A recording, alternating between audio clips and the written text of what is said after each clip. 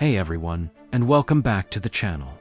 Today, we're taking a deep dive into one of the most fundamental yet often underestimated unit lines in all of Age of Empires 2. The humble Militia Line. That's right, we're talking about the Militia, the Man-at-Arms, the Long Swordsmen, the Two-Handed Swordsman, and the Mighty Champion. They're the first military unit you can create, and for many civilizations, they're the backbone of your army from the Dark Age all the way to the Imperial Age. So, why dedicate a whole video to them?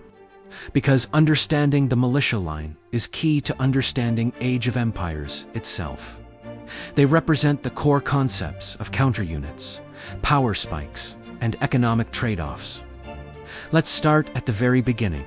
In the Dark Age, you've just built your first barracks. The only unit available is the militia. It's slow, it's not particularly strong, but it's your only offensive option. This is where the famous Drush or Dark Age rush comes into play. Sending out 3 or 4 militia early on can completely disrupt your opponent's economy.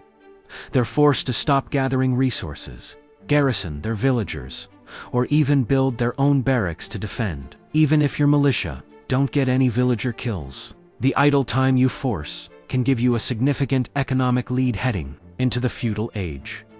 It's a classic strategy that proves even the weakest unit has a time and a place to shine. Now, let's hit the feudal age. With a quick and affordable upgrade, your militia become men-at-arms. This is a crucial power spike. Men-at-arms are tougher, hit harder, and can now be a real threat. A common strategy is to preemptively create militia at the end of the Dark Age, and as soon as you hit feudal, the man-at-arms upgrade finishes. You can march these upgraded units straight into your opponent's S-base, while they still focused on their own age up. They are particularly effective against spearmen and skirmishers, the other common feudal age units, and when combined with a few archers or scouts, they form a robust and versatile army. The real test for the Militia Line comes in the Castle Age. This is where they get their Long Swordsman upgrade. Now, let's be honest, the Long Swordsman has a bit of a reputation problem. It's often seen as the awkward middle child of the line. Why? Because the Castle Age is dominated by 2 powerhouses, the Knight and the Crossbowman. Long Swordsmen are slow, making them vulnerable to being kited by crossbows.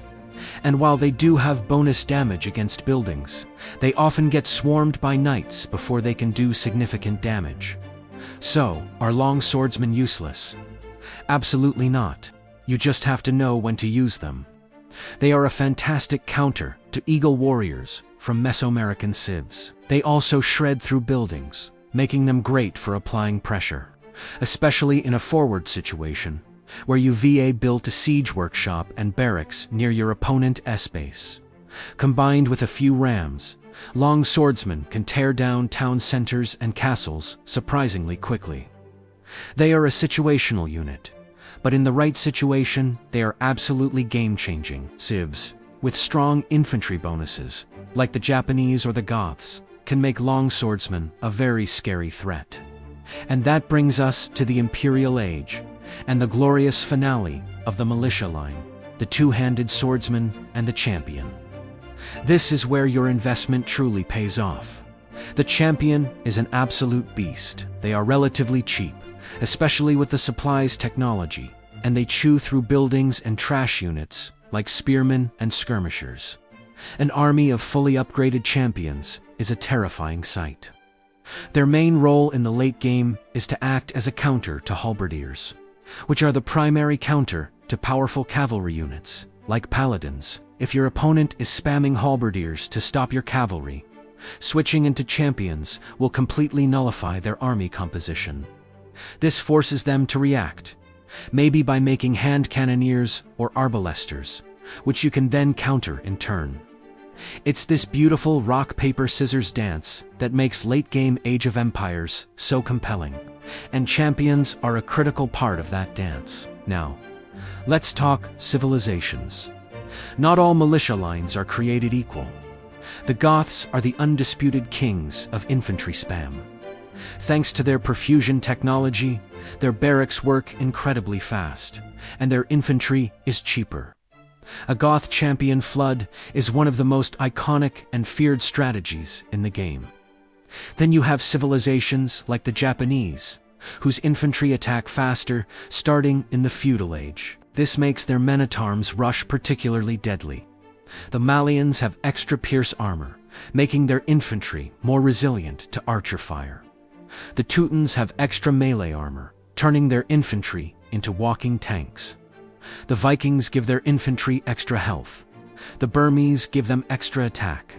The list goes on.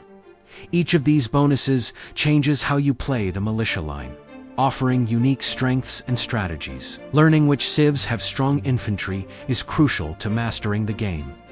On the flip side, some civilizations have a weaker Militia Line. For example, the Britons and the Vietnamese are famous for their archers, but their champions lack the final armor upgrade, making them much less effective in the late game. It's important to know your civilization's strengths and weaknesses. If you're playing a civ without strong infantry bonuses, you might want to focus on other unit types instead. So, to wrap it all up, the Militia Line is far from a one-trick pony.